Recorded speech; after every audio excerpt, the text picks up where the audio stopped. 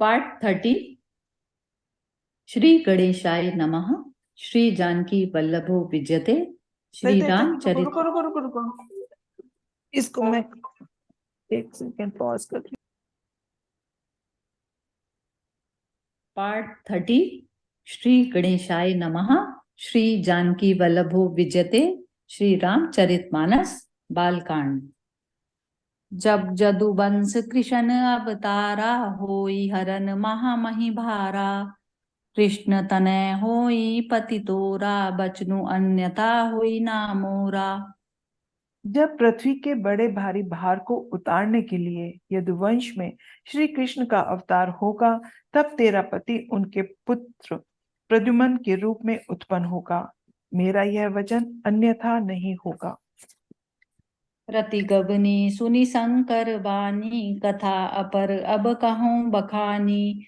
देवन समाचार सब पाए ब्रह्मादिक बैकुंठ सिधाए। शिव जी के वचन सुनकर रति चली गई। अब दूसरी कथा बखान कर कहता हूँ। ब्रह्मादि देवताओं ने ये सब समाचार सुने तो वे वैकुंठ को चले। सब सुर विष्णु विरंचि समेता गए जहाँ शिव कृपा निकेता। पृथक पृथक तिन कीन प्रशंसा भय प्रसन्न चंद्र अवतंसा। फिर वहां से विष्णु और ब्रह्मा सहित सब देवता वहां गए जहां कृपा के धाम शिव जी थे। उन सब ने शिव जी की अलग अलग स्तुति की। तब शशि भूषण शिव जी प्रसन्न हो गए। बोले कृपा सिंधु वृष केतु कहूँ अमर आए के ही हेतु। कह विधि तुम प्रभु अंतर जामी तदपि भगति बस बिनौ स्वामी। कृपा के समुद्र शिव जी बोले, हे देवताओं, कहिए आप किस लिए आए हैं। ब्रह्मा जी ने कहा, हे प्रभु, आप अंतर्यामी हैं, तथापि हे स्वामी, भक्तिवश मैं आपसे विनती करता हूँ। सकल सुरन के हृदयस शंकर परम उछाऊ। निज नयनी देखा चहे नाथ तुम्हार विवाहु। मंगल भवन अमंगल हारी द्रवौस दशरथ अजिर बिहारी। हे शंकर, सब देवताओं के मन में ऐसा परम उत्साह है कि हे नाथ, वे अपनी आंखों से आपका विवाह देखना चाहते हैं। यह उत्सव देखयूं भरी लोचन सोई कछु करूं। मदन मद मोचन कामु जाति रति कहूँ बरु दीना। कृपा सिंधु यह अति बल कीना। हे कामदेव के मत को चूर करने वाले, आप ऐसा कुछ कीजिए जिससे सब लोग इस उत्सव को नेत्र भर कर देखें। कृपा के सागर कामदेव को भस्म करके आपने रति को जो वरदान दिया सो बहुत ही अच्छा किया। सासती करी पुनि करहि पसाऊ नाथ प्रभुन कर सहज सुभाऊ। पार्वती तपु कीन अपारा करऊं तासु अब अंगीकारा। हे नाथ, श्रेय स्वामियों का यह सहज स्वभाव ही है कि वह पहले दंड देकर फिर कृपा किया करते हैं। पार्वती ने अपार तप किया है, अब उन्हें अंगीकार कीजिए। सुनि विधि विनय समुझी प्रभु बानी ऐसे होय कहा सुनु मानी। तब देवन दून तंबई बजाई बरसी सुमन जय जय सुर साई।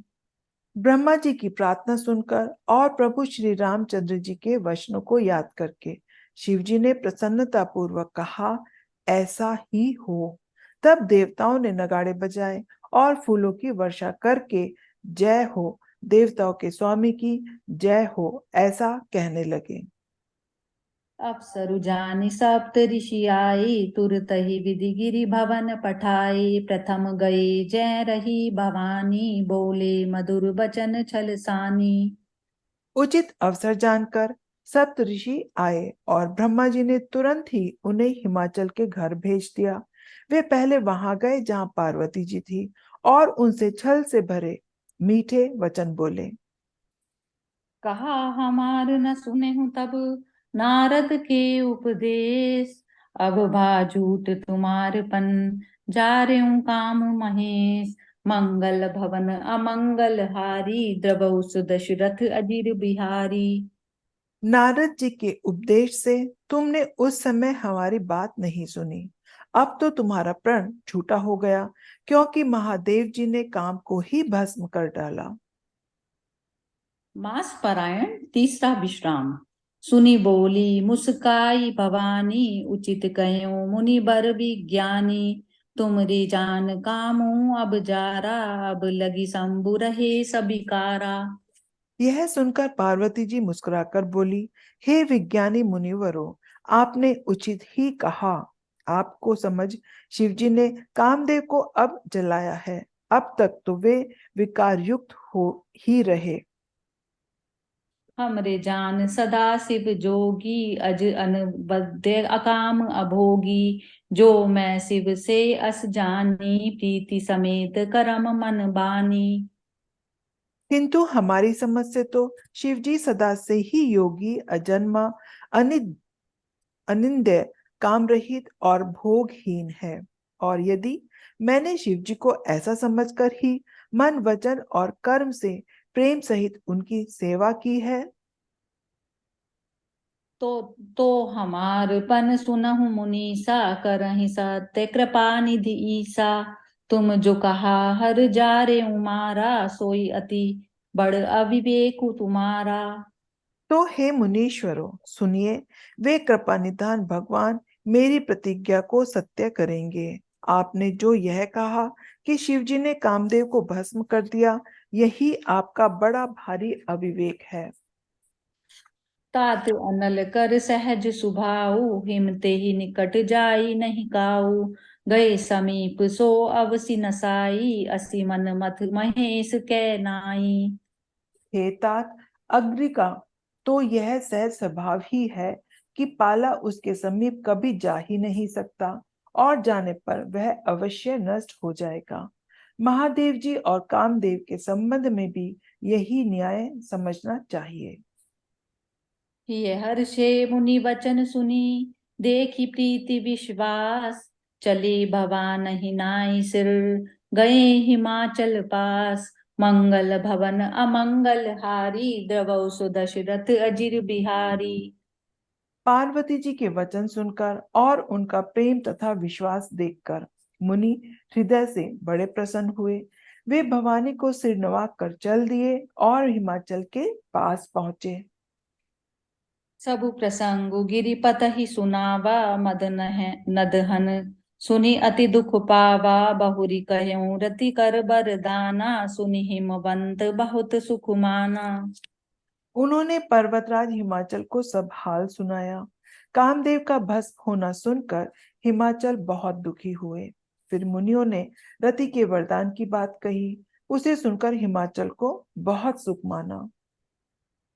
हृदय विचारी शंभु प्रभुताई, सादर मुनि बर लिए बुलाई।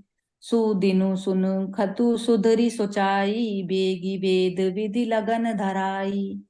शिव जी के प्रभाव को मन में विचार कर हिमाचल ने श्रेष्ठ मुनियों को आदर पूर्वक बुला लिया और उनसे शुभ दिन, शुभ नक्षत्र और शुभ घड़ी शोधवा कर वेद की विधि के अनुसार शीघ्र ही लग्न निश्चय कराकर लिखवा लिया। पत्री सप्त ऋषिनि सोन सोई दीनी, गही पद विनय हिमाचल कीनी। जाई विदहि तिन दीनी सुपाती, बाचत प्रीति न हृदय समाती। फिर हिमाचल ने यह लग्न पत्रिका सप्त ऋषियों को दे दी और चरण पकड़कर उनकी विनती की। उन्होंने जाकर यह लग्न पत्रिका ब्रह्मा जी को दी। उसको पढ़ते समय उनके हृदय में प्रेम समाता न था। लगन बाची अज सबहि सुनाई, हर्षे मुनि सब सुर समुदाई। सुवन वृष्टि नभ बाजन बाजे, मंगल कलश दसौं दिसि साजे। ब्रह्मा जी ने लग्न पढ़कर सबको सुनाया। उसे सुनकर सब मुनि और देवताओं का सारा समाज हर्षित हो गया।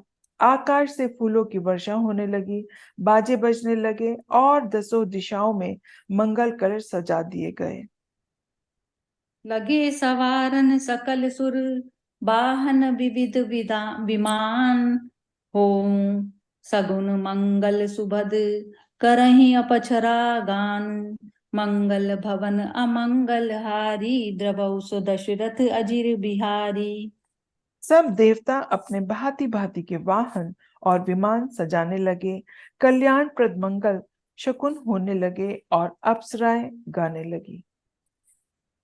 जय सिया राम। जय सिया राम।